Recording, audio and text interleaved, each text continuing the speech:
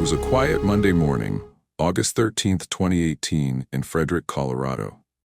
The sun had barely risen, and most of the neighborhood was just starting their day. At 1:48 a.m., Shanann Watts, a 34-year-old pregnant mother of two, was dropped off at home by her friend. She had just returned from a weekend business trip in Arizona. No one knew it at the time, but this would be the last time anyone would see her alive. Shanann's friend, Nicole Atkinson, expected to hear from her later that morning. They had appointments, calls, and plans. But when Shanann didn't respond to texts, didn't show up for her obstetrics visit, and didn't answer calls, Nicole began to worry. By noon, that worry had turned into full-blown panic. Shanann's shoes were still by the door, her purse, keys, phone, all still inside the house. Her car was in the garage, the children's car seats were still strapped in, and yet there was no sign of Shanann, no sign of her two little girls, Bella and Celeste. What happened in that house in the early hours of the morning? And why was the man who was supposed to love and protect them the only one left standing? This wasn't just another missing persons case. It became one of the most horrifying family murder cases in recent history. This is the story of Shanann, Bella, Celeste, and Nico Watts. Welcome to the Crime Series, where we bring you real stories that matter. If you care about justice and powerful storytelling, hit that subscribe button and turn on notifications. And as always, let us know in the comments where you're watching from. We'd love to hear from you. Shanann Catherine Urzuchek was born on January 10, 1984 in Passaic, New Jersey, to Frank and Sandra Urzuchek. She was the couple's second child and grew up in a family marked by love, structure, and resilience. Her parents, originally from the East Coast, later relocated to Aberdeen, North Carolina, seeking a more peaceful life for their children. Shanann's early years were filled with family gatherings, church activities, and a strong emphasis on hard work and moral values. Her parents instilled in her the importance of perseverance and compassion, traits that would later define her both publicly and privately. As a child, Shanann was described as affectionate, bright, and eager to please. She was close to her older brother Frankie and often took on a nurturing role, displaying early signs of the devoted mother she would one day become. Friends from her neighborhood recall her organizing backyard games and sleepovers, often acting as a peacemaker when conflicts arose. Shanann attended Pinecrest High School in Southern Pines, North Carolina, where she was involved in extracurricular activities and formed long-lasting friendships. She had a flair for leadership and was respected by her peers and teachers alike. Despite not being the most outgoing in large crowds, she had a magnetic charm that made people feel seen and heard. She took a particular interest in business and marketing classes, foreshadowing her later career path. After graduating from high school in the early 2000s, Shanann pursued a series of jobs that helped her gain financial independence.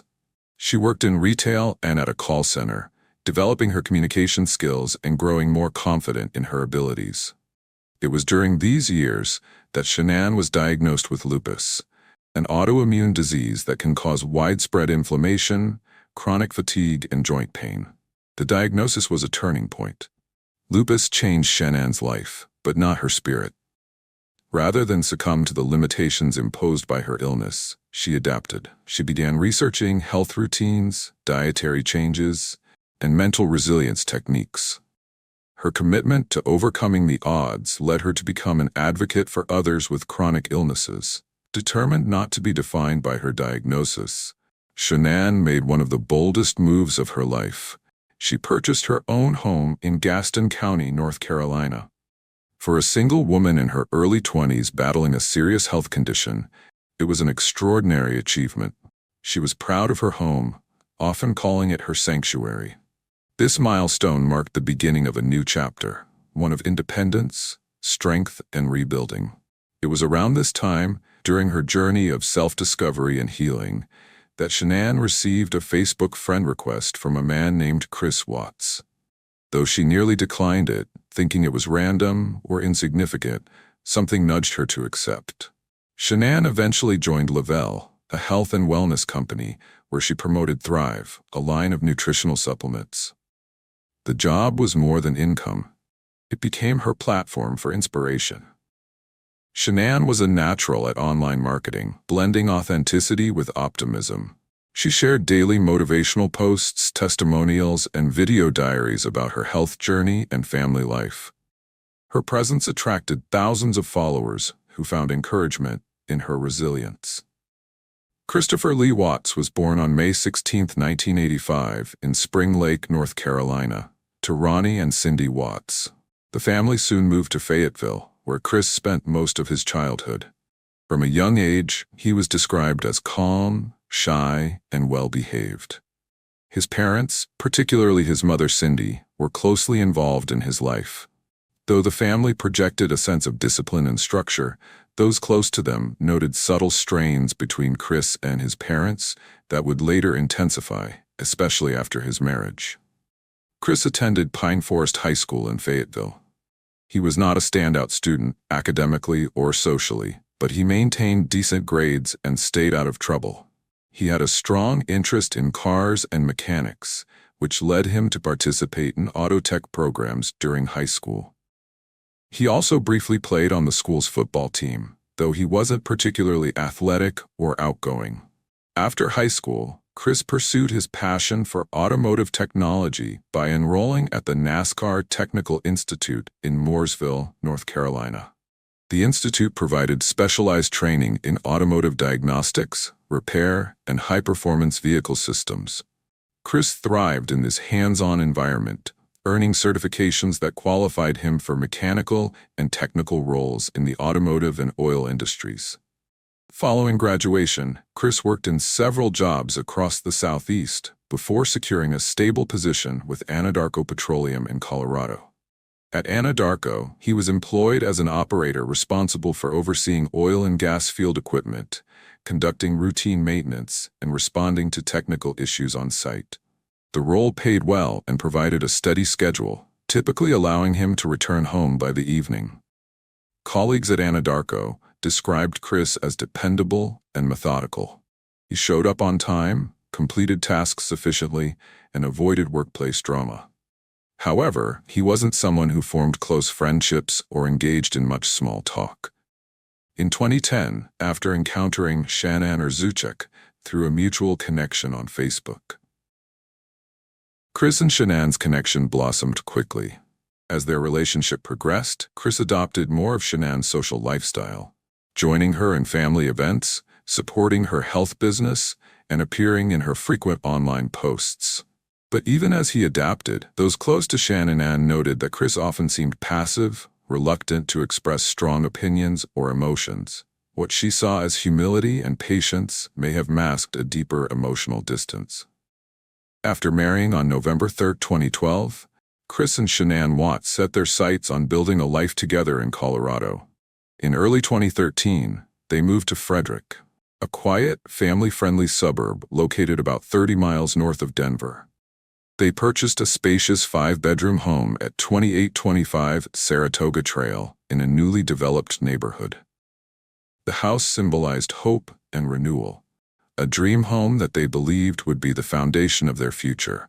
That same year, Shanann discovered she was pregnant with their first child. On December 17, 2013, they welcomed Bella Marie Watts into the world. Bella was a soft-spoken, gentle child with large, expressive eyes and a sweet demeanor. She loved to sing, read, and spend time cuddling with her parents. Shanann often recorded Bella dancing to her favorite songs or reciting lines from her books. Her early development was closely documented by Shanann on social media, where she expressed deep pride in Bella's intelligence and emotional sensitivity. Bella was enrolled at Primrose School of Erie at Vista Ridge, a private preschool that focused on early childhood development. Teachers remembered Bella as curious, eager to learn, and always polite. She was especially close to her younger sister, Celeste, and often acted as her protector and guide, despite being only 2 years older. Celeste Catherine Watts, affectionately called Cece, was born on July 17, 2015.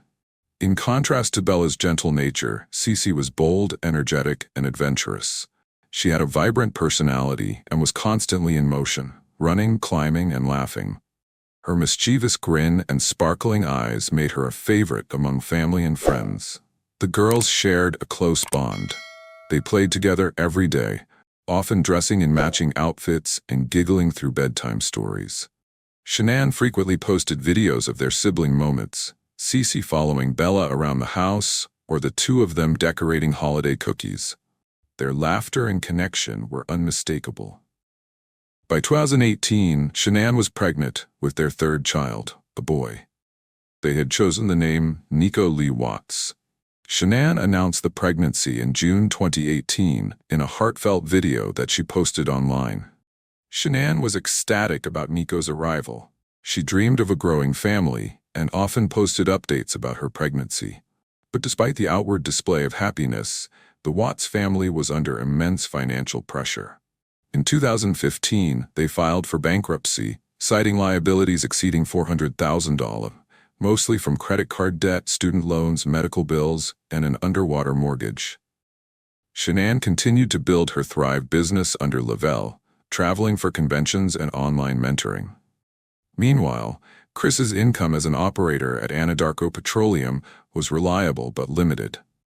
They were making ends meet, but barely. Behind the social media smiles were late bill payments, mounting stress, and emotional distance. The Watts family presented an image of harmony and love, but underneath the surface lay growing tension and emotional fractures that slowly began to erode the foundation of their marriage. Central to much of this strain was the troubled relationship between Shanann Watts and her in-laws, particularly Cindy Watts, Chris's mother. For years, there had been subtle friction between Shanann and Chris's family, but it all came to a head in the summer of 2018. During Shanann's extended trip to North Carolina with Bella and Celeste, a confrontation occurred that would deeply affect her emotionally. According to Shanann, Cindy Watts served ice cream with nuts in the presence of Cece, despite being fully aware that the little girl had a severe nut allergy. Shanann viewed this not only as reckless, but as an act of deliberate endangerment. When she confronted Cindy, the situation escalated, with Chris's sister, Jamie Watts, reportedly siding with their mother. Chris was placed in the difficult position of choosing between his wife and his family. To Shannon's surprise, Chris stood by her and acknowledged the seriousness of the situation, refusing to force a reconciliation. This decision led to Cindy and Ronnie Watts being disinvited from Bella's birthday party and their son's wedding anniversary celebration. The fallout deepened the already strained relationship between Shanann and her in-laws, and Chris became increasingly withdrawn. Shanann, who had always been open with her close friends, shared her frustrations through texts and voice messages. She expressed feeling unsupported and unwelcome by Chris's family, a painful realization that contributed to her sense of isolation. She often felt like an outsider in the Watts family, which added to the stress of maintaining her household, her health, and her career. As tensions rose, Shanann leaned more on her digital community, where she received encouragement and empathy. While Shanann was fighting to preserve their family unity, Chris was emotionally checking out. Unknown to her, Chris had begun an affair with a coworker, Nicole Kessinger, at Anadarko Petroleum. The relationship reportedly began in late May or early June 2018 and quickly became serious. Chris lied to Nicole Kessinger, claiming he was in the final stages of divorcing Shanann and that their house was in the process of being sold. He never mentioned that his wife was pregnant. As their affair progressed, Chris and Kessinger exchanged hundreds of texts and calls, some of them romantic, others explicitly intimate. They spent nights together at her apartment and even went on weekend getaways. Digital records would later reveal their online activity, searches for wedding dresses, travel destinations, and apartment listings. Kessinger searched for information about being a mistress and whether men leave their wives for other women. Throughout this time, Shanann was sending heartfelt messages to Chris, pleading with him to work on their marriage. She sensed his detachment and felt unloved, yet she remained hopeful that with effort, Things could be repaired. The contrast was heartbreaking. While she was texting him notes of love and encouragement, he was spending nights with another woman, pretending to live a different life. In June and July of 2018, Shanann Watts took Bella and Celeste to North Carolina to visit her parents and extended family for what was meant to be a relaxing 5-week summer stay. The trip offered her a break from the stress at home and a chance to reconnect with her roots. Chris Watts, citing work obligations at Anadarko Petroleum, stayed behind in Colorado. This separation, instead of bringing the couple closer, widened the growing emotional chasm between them. During the trip, Shanann became increasingly disturbed by Chris's lack of communication. She told friends that he was uncharacteristically distant. He seldom answered her calls or responded to texts, and when he did, his replies were curt and emotionless. Shanann's concern mounted. She expressed to friends and family that something was deeply wrong. In a series of texts and voice messages, she described her heartbreak, noting that Chris had not told her he loved her in weeks and seemed to have withdrawn from their daughters as well. As the days passed, Shanann tried to salvage the relationship from afar. She sent affectionate messages, shared photos of the children, and planned romantic gestures, including couples counseling and a handwritten love letter to rekindle their bond. She even purchased a self-help book titled Hold Me Tight for them to read together, hoping it would mend their emotional disconnection. But all her efforts were met with indifference. Unbeknownst to Shanann, while she was away, Chris was spending increasing amounts of time with Nicole Kessinger. Their affair had escalated quickly. Chris lied to Nicole, claiming he was in the final stages of separating from Shanann and that they no longer shared a bed. He also erased text messages, hid phone records, and used cash to avoid detection. These acts were not impulsive. They were calculated, deliberate moves to construct a new life, free of the obligations and ties he had with Shanann and their children. On August 13, 2018, Shanann returned home from a Thrive business trip to Arizona. Her friend Nicole Atkinson dropped her off at 1:48 a.m. Shanann entered the house quietly, unaware that the man she loved was already orchestrating her end.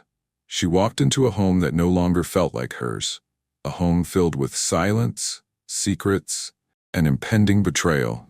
As Nicole watched her friend walk into the house, she had no idea it would be the last time she would see her alive. Later that morning, Nicole became uneasy. She had texted Shanann multiple times without a response.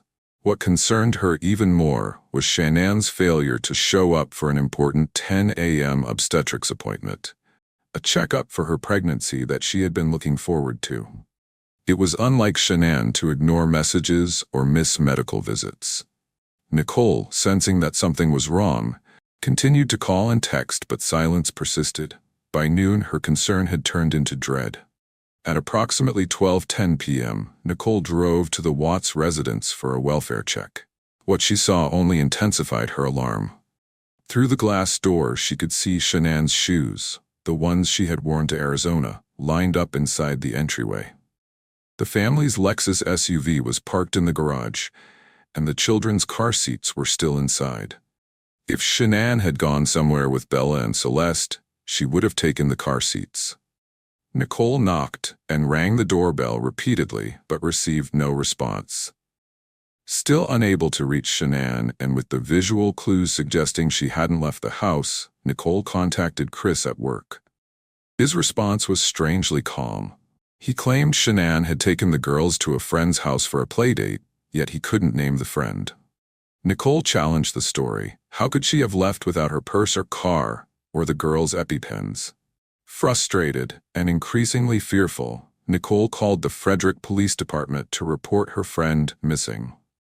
By 1:40 p.m., Officer Scott Coonrod arrived at the house. Nicole and her teenage son were already there, visibly anxious. Chris soon returned home, and his demeanor was off, unemotional and composed in a way that unsettled both police and Nicole. He allowed the officer entry into the home. Inside, more red flags emerged. Shanann's purse, wallet, keys, and medications were on the kitchen counter. Her phone, which she never parted with, was later found wedged between the couch cushions. Celeste's EpiPen, essential for her severe nut allergies, had not been taken. Her business planner and laptop sat untouched. The couple's dog, Dieter, wandered the home alone. Her suitcase had been unpacked, and her wedding ring was left on the nightstand. Even the children's beds, though neatly made, were missing their favorite blankets. It wasn't just a question of where they were. It was the eerie silence of a home that felt strangely staged. A neighbor, Nathaniel Trinastich, offered his home surveillance footage to the police. His camera was positioned to partially capture the Watts' driveway.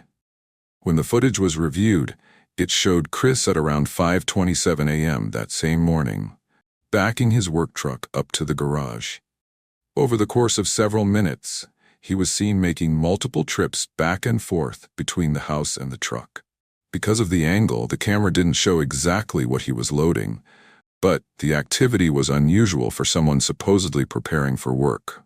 Chris told officers he had been loading tools, a cooler, and lunch for his shift. But while the footage rolled, his behavior grew increasingly erratic. He looked away, fidgeted, avoided eye contact, and seemed visibly anxious. Nathan, observing his neighbor's reactions, quietly told the officer, "He's not acting right." Behind the scenes, the Frederick Police Department had already contacted the Colorado Bureau of Investigation, CBI, and the FBI. With no ransom demand, no signs of voluntary departure, and now serious behavioral red flags, the case was rapidly shifting focus. To an outside observer, it might have looked like Shanann had simply left. But those who knew her, especially Nicole, insisted this was not like her. Shanann lived through her phone. She would never leave home without it, especially not while pregnant and caring for two small children.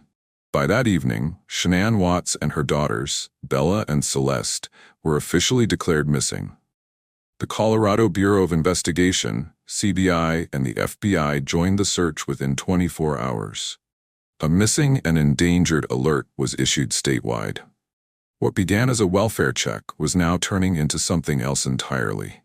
As news of the disappearance of Shanann Watts and her two daughters spread, local concern turned to national interest. By Tuesday, August 14, 2018, just one day after they were reported missing, the case had attracted intense media attention. The seemingly perfect suburban family from Frederick, Colorado, had vanished without a trace. The public wanted answers. Investigators wanted the truth. And the man at the center of it all was beginning to feel the pressure. Chris Watts was no longer just a husband searching for his wife. He was becoming a person of interest. Standing outside his home, Chris agreed to be interviewed by local news stations KMGH-TV and Coosa TV. Wearing a fitted t-shirt and gym shorts, he appeared composed, almost too composed for a man whose entire family had disappeared. He pleaded for their return on camera. "Shanann, Bella, Celeste, if you're out there, just come back. If somebody has her, just bring her back. I need to see everybody again. This house is not complete without anybody here." But his body language told a different story. There were no visible signs of grief, no tears, no trembling voice. For law enforcement, and for millions watching, it was a red flag. Investigators noticed that Chris's statements were strangely phrased. He spoke about Shanann and the children in the past tense. He offered no new information or theories. He didn't ask the public for help in searching. Instead, he repeated vague emotional appeals that lacked urgency. Former FBI profilers would later comment that Watts's demeanor was detached, controlled, and inconsistent with what would be expected from a panicked father and husband. As the public watched Chris's interviews on the 5 News, agents were reviewing the facts. At this point, the Frederick Police Department, the Colorado Bureau of Investigation, CBI, and the FBI were all involved. Surveillance footage from the neighbor's camera had raised serious doubts about Chris's version of events. Shanann's texts showed she had been increasingly anxious about her marriage. Her friends said she was worried Chris had become cold and emotionally distant. But it wasn't just emotional detachment.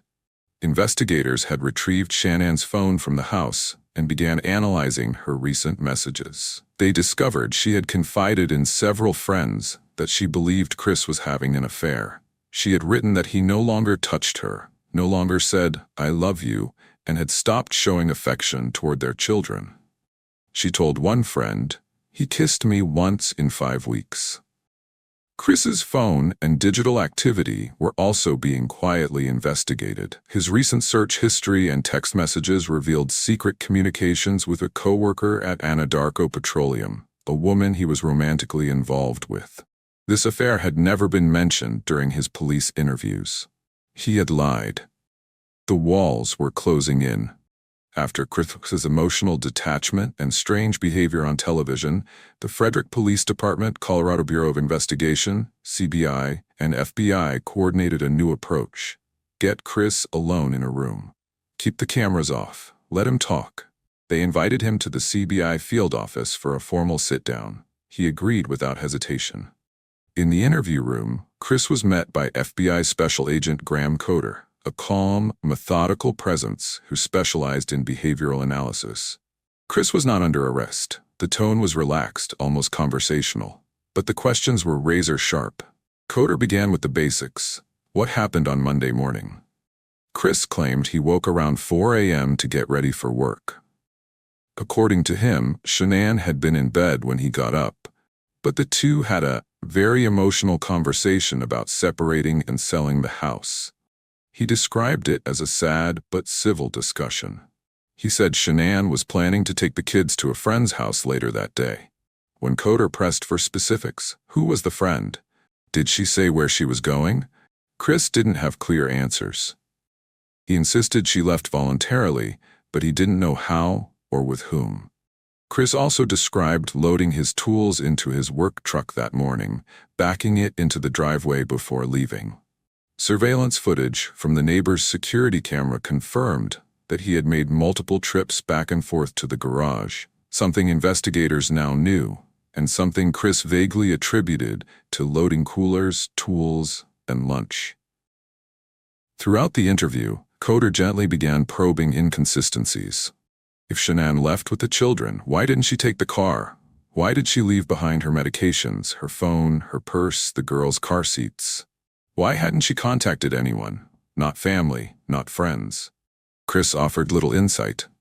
Maybe she just needed space, he said. Maybe she left with someone I don't know. But his affect never changed. He didn't ask what investigators had found. He didn't appear desperate for updates. Even as Coder reminded him that time was critical, especially for missing children, Chris remained eerily composed. Coder asked Chris about his marriage. Chris admitted it had been strained. He said he felt like he couldn't be himself around Shanann anymore. He described her as controlling and said they had grown apart. Still, he said they were civil. There had been no fights that weekend. He even denied having an affair. I have never cheated on my wife, he said. I don't think she's cheated on me either. That was a lie. Investigators already had digital proof that Chris was involved in a romantic relationship with a coworker, an affair Shanann had suspected, and that her friends had warned her about. Chris's own phone showed intimate messages, photos, and Google searches that aligned with someone actively living a double life. Coder circled back to the biggest question: would Chris take a polygraph? Chris agreed. The interview had already spun over 3 hours, and he was asked to come back the following day for the test. By Wednesday, August 15, 2018, the case of Shanann Watts and her 2 daughters had become the most closely watched missing persons case in Colorado. The public was transfixed by the story. A pregnant mother, 2 little girls, and a family man pleading for their return. But behind closed doors, investigators weren't just suspicious. They were moving in. Chris arrived at the office with his father, who he had picked up from the airport that morning. He was taken to the interrogation room while Agent Cody spoke to his father. CBI Agent Tammy Lee, a veteran polygraph examiner, joined the room and explained the process. Chris listened intently, then signed the necessary consent forms. Before the test, Lee gave him one last out. There are only 2 ways to fail this test. One is if you don't follow my instructions. The other is if you lie to me. Chris nodded. He was ready. She asked him 3 key questions. Did you physically cause Shanann's disappearance? Are you lying about the last time you saw Shanann? Do you know where Shanann is now? To all 3, Chris answered, no. Afterward, Lee stepped out to score the results. It didn't take long. Chris Watts had failed the polygraph, and not by a small margin. According to Agent Lee, the test showed clear signs of deception. Chris had not just failed, he had lied about everything. Chris barely reacted. He nodded slightly, stared at the floor.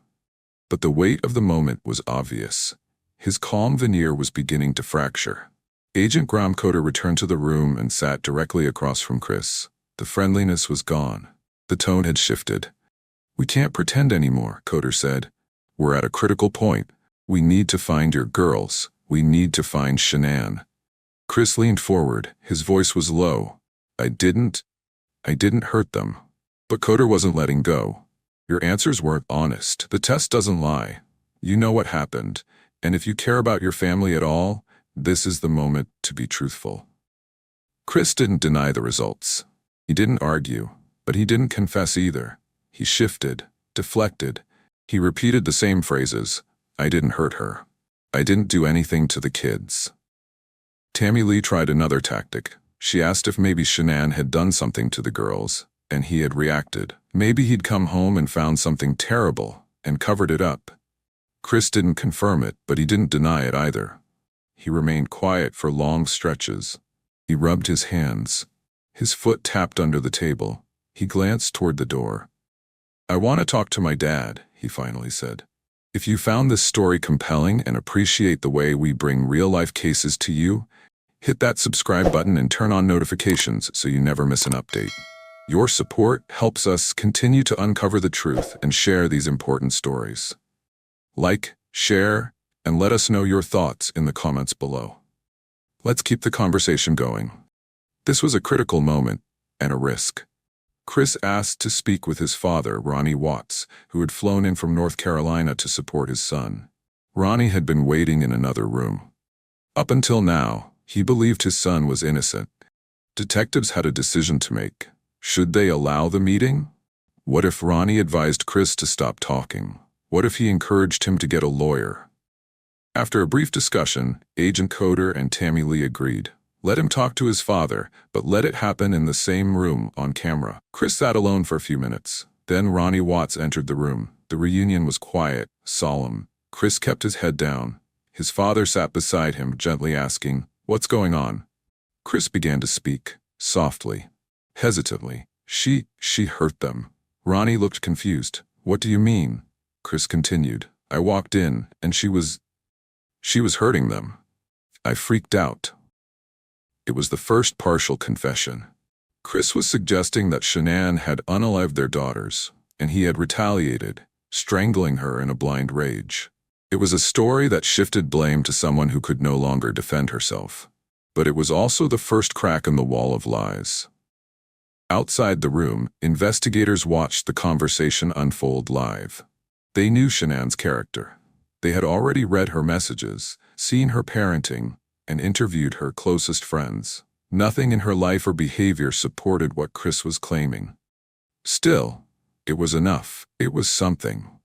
Chris had just admitted that Shanann and the girls were dead, and that he had buried their bodies. Now, investigators had the green light to go back in. The truth was finally starting to surface. Now they had one critical question. Where are they? Chris lowered his voice. He said he had driven them to a remote Anadarko petroleum site, Survey 319, the same location where he was scheduled to work on the morning of August 13th. It was an isolated oil field, miles from any town, quiet and industrial. He admitted that Shanann was buried in a shallow grave near the site. The girls, however, were not buried at all. They were placed in separate crude oil tanks. Investigators sat in stunned silence. The brutality of it was staggering. These were not heat-of-the-moment decisions. These were deliberate, calculated actions. Chris was asked to draw a map of the site, marking exactly where he had placed each body. He complied. Just after 11 p.m. on August 15th, a team of law enforcement officers and forensics experts arrived at the oil site. The location was remote, accessed by long stretches of gravel road. With flashlights in hand and cameras recording every step, they began their grim task. The first priority was locating Shanann. Based on Chris's drawing, searchers found a shallow grave near the base of a work site. Wrapped in a fitted bedsheet, her body had been discarded hastily. The grave was so shallow that parts of the sheet were visible through the loose soil. There were no signs of care, no covering, no effort to preserve dignity. She had been buried like trash. About 100 feet away stood the two large oil tanks. Each one was over 20 feet tall, cylindrical, and sealed with a hatch just 8 inches in diameter at the top. It seemed impossible. But inside those tanks, one daughter in each, were the bodies of Bella and Celeste. One of the tanks was opened, and a tuft of blonde hair was immediately visible clinging to the edge of the hatch. Investigators would later discover that the girls had been pushed through the opening, leaving injuries consistent with being shoved through the narrow gap. Bella had scratches on her buttocks and thighs. Celeste, still in her nightclothes, was submerged in a mixture of crude oil and water. It had been more than 48 hours since the murders. The heat, the oil, and the passage of time had begun to damage the bodies. Recovery would require draining the tanks, a complex and emotionally devastating process. On August 15th, just hours after confessing, Chris Watts was officially arrested and transported to the Weld County Jail. By then, investigators had more than enough evidence to charge him with murder. A husband who once begged for his family's safe return on national television had now admitted to killing them with his own hands and hiding their bodies where he thought no one would find them. But the story wasn't over. The version of events he gave that night still wasn't the truth. By the morning of August 16, 2018, the mystery that had gripped Frederick, Colorado, and the nation began to unravel in full view. The headlines were no longer asking, "Where is Shanann Watts?" They were now saying, "Husband confesses to killing wife." Chris Watts had been arrested, and the story that followed shocked even the most seasoned investigators. News outlets across the country reported that Chris Watts, the father and husband who had appeared on television pleading for his family's return, had confessed to murdering his pregnant wife, Shanann, and their daughters, Bella and Celeste. The story dominated television, radio, newspapers, and social media. It was a perfect storm of horror and betrayal, wrapped in a suburban American setting. People around the world had watched Chris beg for help. Now, they knew he had been lying all along. Outside the Watts home, a memorial began to grow.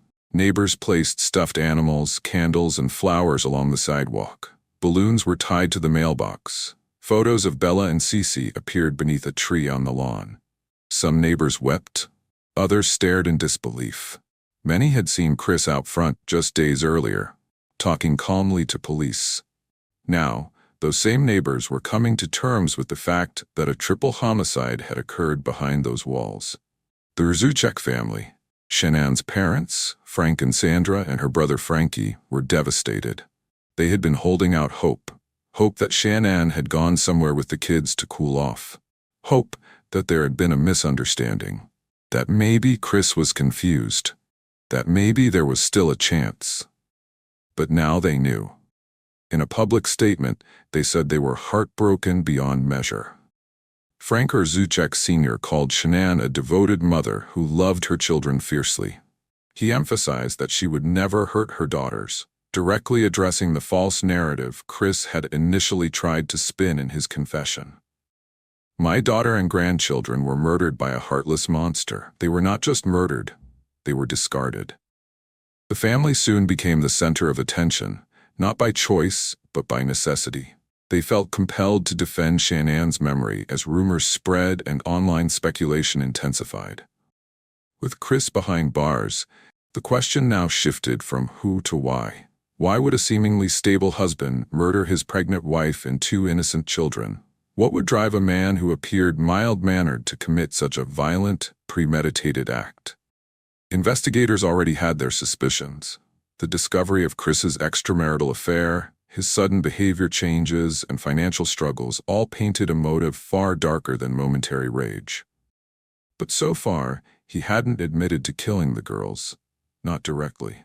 He had only suggested Shanann had done it, and he had reacted. It was a lie that didn't match the evidence. As forensic investigators began processing the oil site, the autopsy reports, and Chris's interviews, one thing became painfully clear. This wasn't just a crime. It was a cover-up.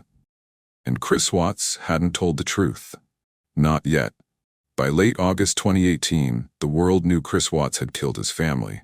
What they didn't yet know, at least not officially, was how. Chris had confessed to strangling Shanann after claiming she killed their daughters. But the evidence, scientific, medical, and forensic, would soon reveal the truth.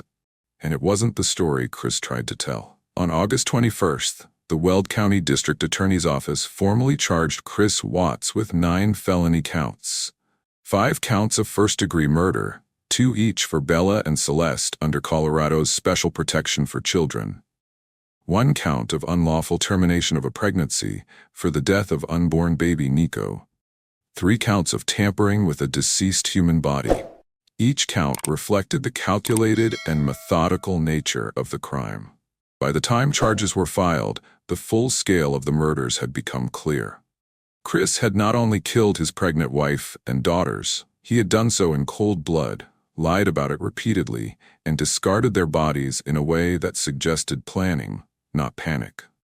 The district attorney later stated, on August 17th, the autopsies were completed by forensic pathologist Dr. Michael Burson. The reports were graphic and heartbreaking. Shanann Watts, age 34, had been manually strangled. There were bruises on her neck, ruptured capillaries in her eyes, and signs of petechiae, all consistent with a violent and sustained compression of the airway. She was 15 weeks pregnant with a boy, Nico Lee Watts. The fetus, due the following year, was expelled from Shanann's body post-mortem, a process known as coffin birth, a disturbing phenomenon that occurs when a pregnant body decomposes. Celeste C.C. Watts had been smothered, likely by Chris's own hands. There were no bruises or defensive wounds, which is tragically consistent with smothering a sleeping or compliant child. Bella Watts also died by smothering, but her autopsy showed signs of defensive injuries, biting of the tongue, injuries to her gums. She had fought. Her last moments were filled with confusion, terror, and betrayal. Every detail contradicted Chris's story. Shanann had not harmed the children. There were no signs of struggle between her and the girls. The timeline was wrong. The behavior was staged. Chris hadn't reacted to anything. He had planned everything. As autopsy results were released, Chris's claim that he killed Shanann in a rage after she smothered the children became not only implausible, but impossible. Shanann was the first to die. The children were killed afterward, deliberately. They were transported alive, then murdered one by one at the oil site. And yet, Chris continued to remain silent about the full truth. He entered a not guilty plea, buying time, possibly hoping for a deal. But public outrage was growing, and behind the scenes, prosecutors were building a case so airtight that even Chris Watts would have nowhere left to run. As summer gave way to fall in 2018, the case against Chris Watts was airtight. There was no mystery left. The evidence was overwhelming. He had confessed, partially. The autopsies contradicted his story. His phone records revealed his affair. And every physical clue, from GPS data to surveillance footage to the oil tank access logs, pointed in one direction. The only remaining question was whether there would be a trial. The answer came on November 6, 2018. Chris Watts stood in a Weld County courtroom and pleaded guilty to all 9 counts against him, including the murders of his pregnant wife, Shanann, their daughters Bella and Celeste, and unborn son Nico. There would be no trial, no cross-examinations, and no more lies in open court. But it came at a cost. The death penalty was still legal in Colorado at the time. Prosecutors had the option to pursue it. The crime was eligible, the brutality was unquestionable, but the decision rested with Shanann's family. From the beginning, Frank and Sandra Zuchek, the parents of Shanann, had asked for one thing: peace. They didn't want to endure a long public trial. They didn't want to see their daughter's name dragged through court filings. And they didn't want to be the ones responsible for choosing life or death. "He made the choice to take those lives," said Shannon's mother, Sandra. "We do not want to be in a position to take his." Their statement carried enormous weight. The Weld County District Attorney respected their wishes. A plea deal was crafted. Chris Watts would plead guilty to all charges in exchange for the removal of the death penalty from consideration. It was a permanent resolution to a case that had already shattered 3 generations of a family. And so, in a quiet courtroom, Chris Watts admitted to murdering his family without ever looking anyone in the eye. On November 19, 2018, the Weld County Courthouse in Greeley, Colorado, was silent as Chris Watts entered the courtroom in a bright orange jumpsuit. Shackled at the ankles, hands folded, he kept his head down. Presiding Judge Marcelo Kopkow did not hold back. "The most inhumane and vicious crime that I have handled out of the thousands of cases that I have seen," he said. "Nothing less than a monstrous act." He acknowledged that Chris had spared the family a trial, but not before stating that his actions had destroyed lives far beyond those he killed. The courtroom, filled with law enforcement, media, and broken family members, hung on every word. Then, the judge turned the floor over to the Rzucek family. Frank Rzucek, Shannon's father, spoke first. With a trembling voice and a heart visibly shattered, he addressed the court and Chris. "I trusted you to take care of them, not kill them. They also trusted you. You carried them out like trash. You disgust me." He paused to catch his breath, the emotion raw. The room was silent, except for the sound of quiet sobs. Sandra Rzucek, Shannon's mother, could barely speak at first. She described the moment she learned Shannon was missing, how she had a sick feeling that Chris was lying, how she begged God for a different outcome, but already knew. "I didn't want death. I didn't want to take his life. But I didn't want to live knowing that he'd ever be free." She sobbed as she spoke about Bella and Cease, their voices, their laughter, the way they would say Nana when they saw her. She also spoke of Nico, the baby boy she never got to hold. Frankie Rzucek, Shannon's brother, stood last. Younger than Shannon, visibly shaken, he described the anguish of not being able to protect his sister. "You are not a man. You're a monster." The courtroom listened to grief in its purest form, unfiltered, unrehearsed, and devastating. Chris sat motionless, eyes lowered, saying nothing. He showed no emotion, no apology, no explanation, just silence. Judge Kopkow delivered the sentence: 3 consecutive life sentences for the murders of Shannon, Bella, and Celeste, 2 additional life sentences for the other counts, 48 years for the unlawful termination of Shannon's pregnancy, 36 years for 3 counts of tampering with human remains, no possibility of parole. Ever. He was immediately remanded to the custody of the Colorado Department of Corrections. As Chris was led out, the Rzuceks wept. They had fought not just for justice, but for the truth. Days later, citing security concerns, he was transferred out of state.